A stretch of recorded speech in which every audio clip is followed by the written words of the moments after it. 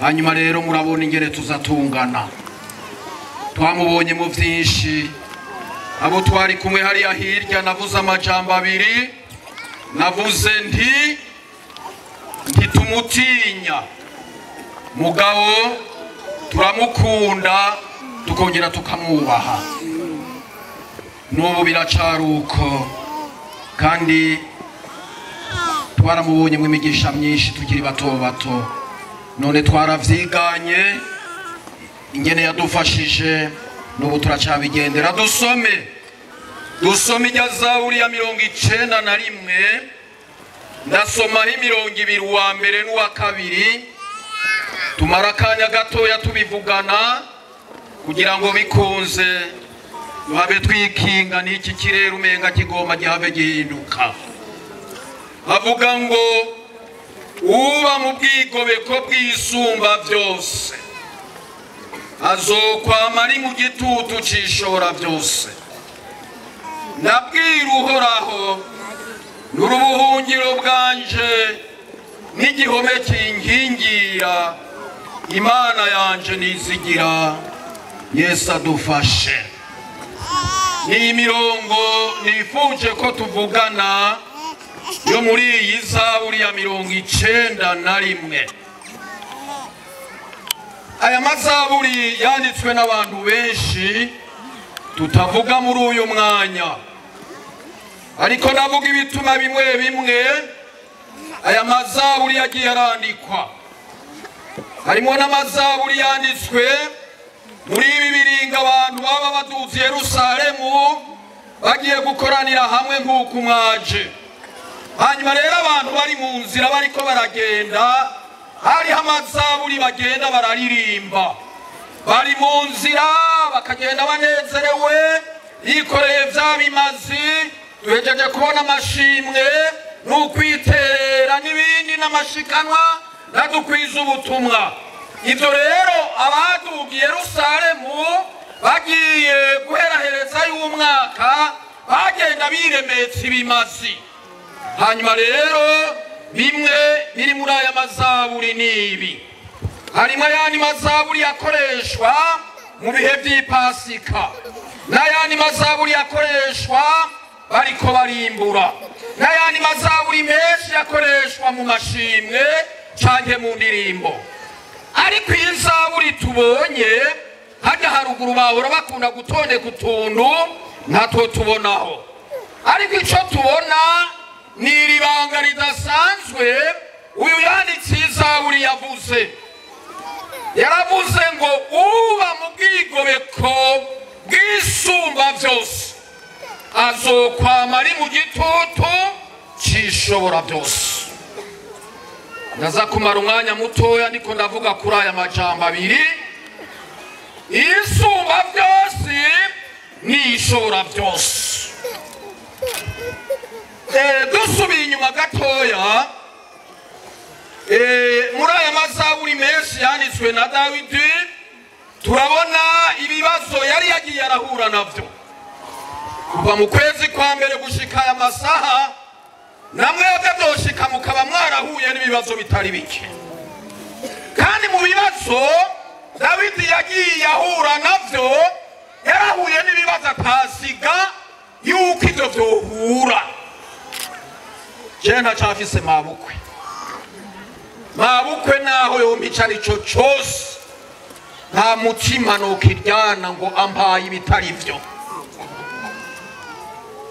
databukwe nawe nyene navuze ko papa yari umukozi w'Imana nawe nyene yari umukozi w'Imana nawe nyene ntaco nari kumwicurako mugabe ikinyurane tubona ngaha uyu Dawidi yagize ingorane azitewe n'utari kuzimutera umugabo yitwa Sebukwe murumva Sobukwe murumva ubucuti muba muvitaniye hanyuma rero Dawidi igihe kimwe yahuye n'ikibazo agarukira ahantu uyu Sebukwe nguko mwasoze mu ijambo ry'Imana aramutera icumu Dawidi Imana iramufasha ararizibukira hariya Yesaya 125 haravuga ngo abizigiye Uhoraho ngo bameze nk'iki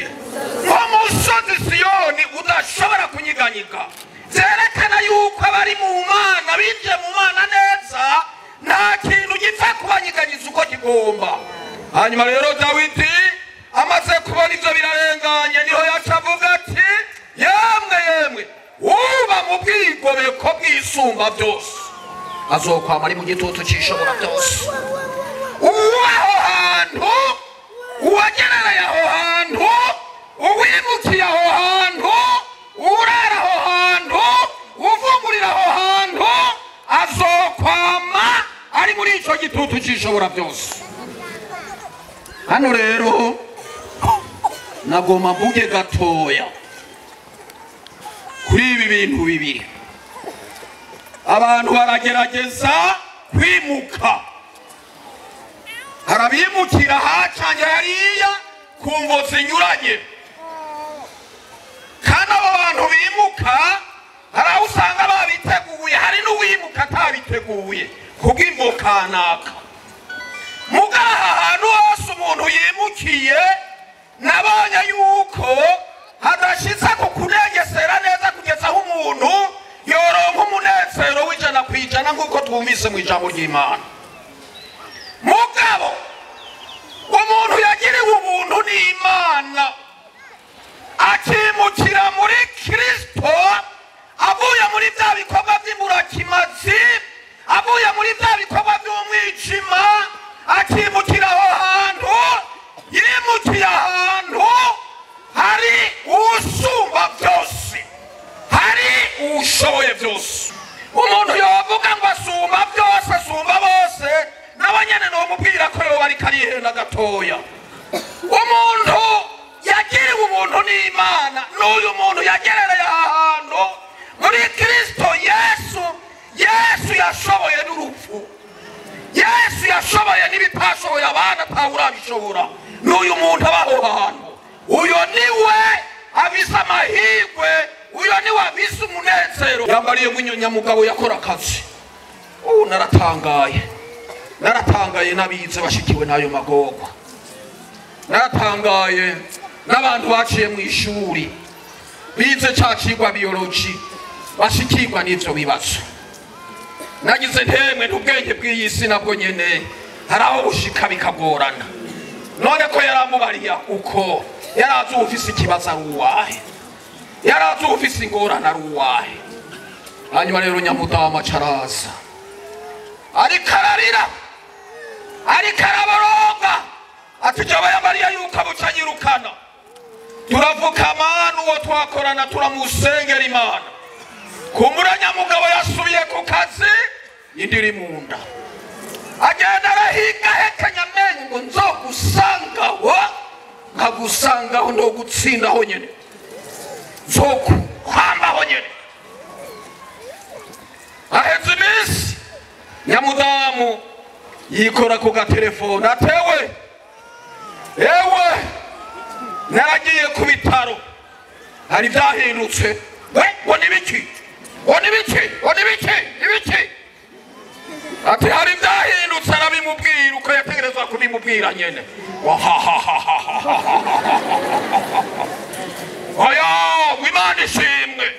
Mugabo kare yari amezi abiri gusuvire mu nzu, ariko kuko Nyamugore yari yamenye ahantu akwiye kuja no kwimukira, muyishobora byose ishobora no kugumbahura ingumba, muyishobora byose ishobora no gukiza amakansere, iyo Mana ikirabikora.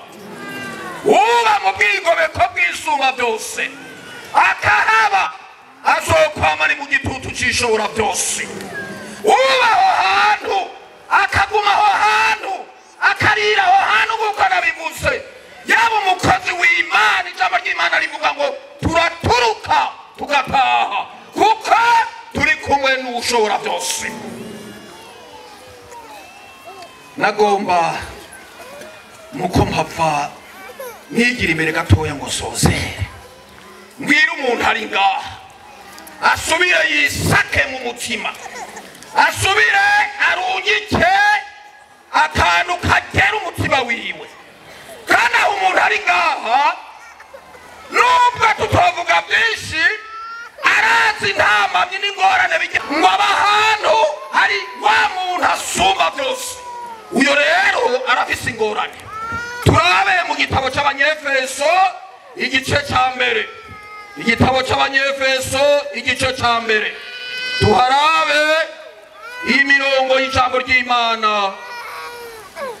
Abanyefeso kijya gice cya mbere. Uba mu bwigobeko abashinga ntaha abakozi b'Imana turi ngaha tumaze umwaka wa 2024. Imana yagiye iratuzigama, Imana yagiye iraturongora. Ndababwira Imana uyigize ubuhungiro iraba ubuhungiro bushitse. Mwinga riheze narababariye mama wiwanje arashaje, mugabo yagize ikibazo Imana iramuzigama. Mvuze imikobeko murumva icarico, yari karagenda mu ndimo nk'umutamakazi.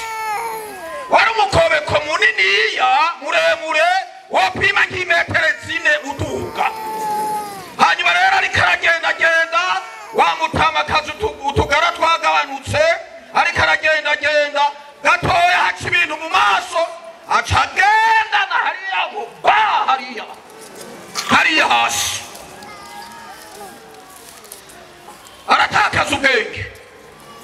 Mugabo mukanya tugiye kuraba dusanga nta nuguma nta n'ahantu yavunitse. Ega abantu bagerereye mu gitutu cy'ishobora byose igendera tuzigama nk'uko yatuzigamye mu mwaka wa 2024. Ntibizoyinanira nuko tuzigama mu mwaka w'ibihumbi 2025. Ntibizoyinanira nuko kuzigama muri sijya ntambara uri kuragwana zagakiza. Ntibizoyinanira kukuzigama no muri bijya bibazo umenga papa byaramunaniye. Ntibizoyinanira kukuzigama no muri bijya bibazo umenga madame canke mushinga nayo wawe byaramunaniye. Ni Imana iri hejuru ya byose ishobora byose. Winjiye hariya mu gitabo cy'Abami kiriya gice c'17 ugiye ku murongo wa 20, hari umugabo yitwa Eliya yari yaragerereye mu gitutu cy'ishobora byose ahangana n'abantu 800 na ari umwe. Intsinzi ni y'abagororotse. Ego kabisa, intsinzi atari y'abagororotse. Eliya arahagarara nk'umuhitsi, Eliya arahagarara nk'umuntu yinjiye ahantu ari ushobora byose. Biratana mu mitwe n'ibyo bishegu kubwihinga musi. Aba bantu barabona n'ibyo batari bwabone, bazarabana mu kirere umuriro uri kurizana, uri kurazunguruka uraturira ikimazi. Harya murabona hepfo babutse ngo uhoraho niwe Mana, uhoraho niwe Mana. Natwe tuvuge ngo uhoraho niwe Mana, uhoraho niwe Mana. Mwobasha kubivuga uhoraho niwe Mana, uhoraho niwe Mana. Uhoraho asumba amadayimoni, uhoraho asumba uburozi, uhoraho asumba abapfumu, uhoraho asumba ibitega, uhoraho asumba amagetegeto yose. Uhoraho niwe Mana, uhoraho niwe ashaye byose, uhoraho niwe akora byose. Muri ako kanya nyene dusome rero hahandi Abanyefeso kijya gice cya mbere duhave dusozera. Havuga ngo kijya gice cya mbere umurongo w'11. Abanyefeso navuze kijya gice cya mbere, Imana nishimwe. Umurongo w'11 havuga ngo kuba muri uwo kwaduheshaje gucika ishambu yayo, twashyiriweho kera nk'uko iyo yabigabiye ikora byose nk'uko imigabo yo mu mutima wayo iri, kuzoba guhesha icubahiro ubwiza bwayo twebwe abizigiye Kristo ryari. Wamabwira abizigiye Kristo kera. Amen. Wamabwira abizigiye Kristo kera. Wamabwira n'abahava bamwizigira uno munsi. Wamabwira n'abamwizigiye cyo. Kubwoyo ndahagaze ngaha niko navuga ijambo ry'Imana. Kubwoyo abakozi b'Imana ngabarya. Kubwoyo turaririmba. Kubwoyo turasenga. Kubwoyo turuzura mpemu yera.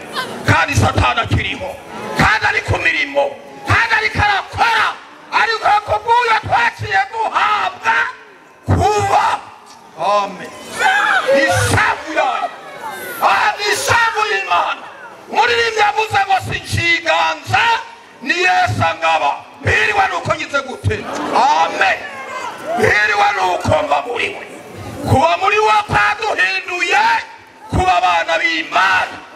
Nagomba mbwira uno munsi umuntu atarimuka, tekera wimuke, tekera wimuke ugerere munsi y'igitutu cy'ishobora byose. Kuko ijambo ry'Imana rivuga hari amahoro ashitse. Umuririmbyi yabivuze neza ngo mfise amahoro, haleluya, amahoro mu mutima wanje. Muri uyo turafise amahoro, muri uyo turafise intsinzi, muri uyo turafise ibyizigiro. Muragomba ibyo byizigiro, nimwimuke. Imana nibahezagire. Amahoro Yesu ampa arutayo yarinzi anegera abona ubonize kwizera. Abakozi b'Imana tuba muri ico gitutu, ntidukangwa n'amadayimoni yacu imbere yacu.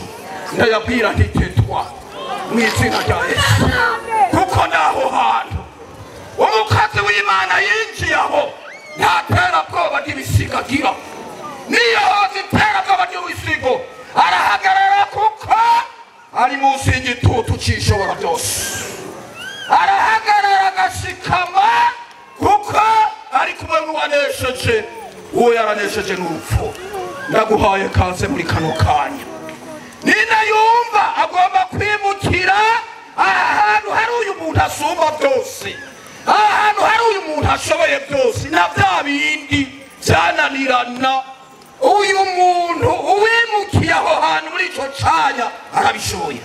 Naguhaye kaze rero. Nta mwanya muniniya duhamagara, nta n'ubwo twamenyereye.